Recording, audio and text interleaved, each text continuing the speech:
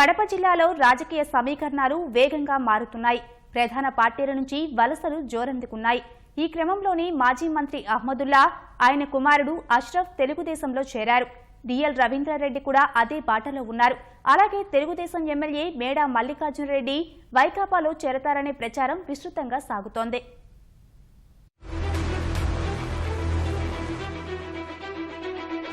కడప జిల్లా రాజకీయాలు పూర్తి స్థాయిలో వేడెక్కాయి. ప్రతిపక్ష నేత జగన్ సొంత జిల్లా కడపలో వైకాపా జోరుకు అడ్డుకట్ట వేయాలని భావిస్తున్న తెలుగుదేశం ఈ మేరకు చురుగ్గా పావులు కదుపుతోంది. మెజారిటీ స్థానాల కైవసమే లక్ష్యంగా ఎత్తులు వేస్తోంది.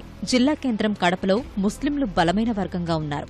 దాదాపు 2 దశాబ్దాలుగా మైనారిటీ నాయకులై ఇక్కడి నుంచి ఎమ్మెల్యేగా గెలుస్తున్నారు. ప్రస్తుతం వైకాపా తరపున అంజద్ బాషా ఎమ్మెల్యేగా ఉన్నారు. ఈ పరిస్థితుల్లో 2019 ఎన్నికల్లో కడప సీటుపై గురిపెట్టిన తెలుగుదేశం 2004-2009లో కడప నుంచి ఎమ్మెల్యేగా గెలిచి మంత్రిగాను బాధ్యతలు నిర్వర్తించిన అహ్మదుల్లాతో పాటు ఆయన తనయుడు అష్రఫ్ ను పార్టీలో చేర్చుకుంది. వెంటనే అష్రఫ్ ను కడప నియోజకవర్గ ఇన్ఛార్జిగా నియమించారు చంద్రబాబు. చంద్రబాబు నాయుడే మళ్ళీ ఈ రాష్ట్రానికి ముఖ్యమంత్రి కావాలా. అలాగే ముఖ్యమంత్రి గారు చెప్పిన మాట మన పులివెందులకు నీళ్లు ఇచ్చినారు. అలాగే కడపకు హజ్ హౌస్ కట్టినారు.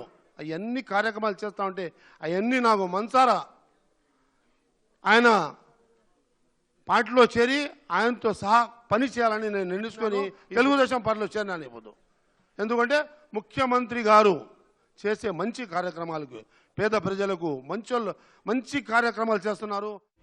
మైదుకూరు నుంచి 6 సార్లు ఎమ్మెల్యేగా గెలిచి మంత్రిగాను చేసిన కాంగ్రెస్ సీనియర్ నేత డిఎల్ రవీంద్రారెడ్డి కూడా తెలుగుదేశం గూటికి చేరనున్నారు. బుధవారం రాత్రి రహస్యంగా చంద్రబాబును కలిసిన డిఎల్ వారంలో పసుపు కండువా కప్పుకునే అవకాశం ఉంది. తొలుత వైకాపాలోకి వెళ్లాలని భావించిన రవీంద్రారెడ్డి ఈ నెల 12న ఇడుపులపాయకు అనుచరులను పంపించారు. పార్టీలో చేరేందుకు డిఎల్ సిద్ధంగా ఉన్నారని, మైదుకూరు సీటు ఇవ్వాలని జగన్ను కోరారు. అందుకు నిరాకరించిన జగన్ ఎమ్మెల్సీ ఇస్తామని చెప్పారు. ఈ పరిస్థితుల్లో మనసు మార్చుకున్న డిఎల్ తెలుగుదేశంలో చేరేందుకు సిద్ధమయ్యారు. అయితే ప్రస్తుతం నియోజకవర్గ ఇన్ఛార్జిగా ఉన్న తీతిదే చైర్మన్ పుట్టా సుధాకర్ యాదవ్ సీటు కోసం పట్టుబడుతున్నందున డిఎల్ కు ఎమ్మెల్యే టికెట్ ఇస్తారా లేదా అన్నదానిపై స్పష్టత రాలేదు.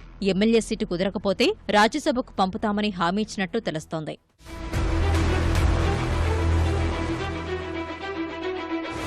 వైకాపా కూడా ఇతర పార్టీల నేతలను ఆకర్షిస్తోంది. రాజంపేట ఎమ్మెల్యే మేడా మల్లికార్జునరెడ్డికి వలవేసినట్లు తెలుస్తోంది. ఫిబ్రవరి మొదటి వారంలో ఆయన వైకాపాలో చేరతారనే ప్రచారం జోరుగా సాగుతోంది. 2014 ఎన్నికల్లో కడప జిల్లా నుంచి తెలుగుదేశం తరపున మేడా ఒక్కరే గెలిచారు. అందుకే తొలిసారి ఎమ్మెల్యే అయినప్పటికీ ప్రభుత్వ విప్ పదవి కట్టబెట్టి గౌరవించారు. అయితే అన్ని రకాలుగా చేదోడుగా ఉండే సోదరుడు రఘునాథ్ రెడ్డి వైకాపాలోకి వెళ్లాలని పట్టుదలగా ఉండడంతో మల్లికార్జునరెడ్డి అటువైపు అడుగులు వేస్తున్నట్లు సమాచారం. పార్టీని వీడేది లేదని పైకి చెబుతున్నా లోలోపల అంతా సిద్ధం చేసుకున్నట్లు తెలుస్తోంది. ఈ పరిస్థితుల్లో గురువారం ముఖ్యమంత్రిని కలవాలంటూ మేడాకు వర్తమానం అందింది. వెంటనే అమరావతి వెళ్లేందుకు సిద్ధమైన మల్లికార్జునరెడ్డి వ్యక్తిగత కారణాలు అహ్మదుల్లా చేరిక కార్యక్రమం ఉండడంతో సీఎంతో భేటీని వాయిదా వేసుకున్నట్లు సమాచారం. 2-3 రోజుల్లో చంద్రబాబును కలిసే అవకాశం ఉంది. వైకాపా తరపున ఇప్పటిదాకా అధికారికంగా టికెట్లు ప్రకటించినప్పటికీ 2 పేర్లను మాత్రం జగన్ దాదాపు ఖరారు చేశారు. మైదుకూరు నుంచి సిట్టింగ్ ఎమ్మెల్యే రఘురామరెడ్డికి మరోసారి అవకాశం ఇస్తున్నట్లు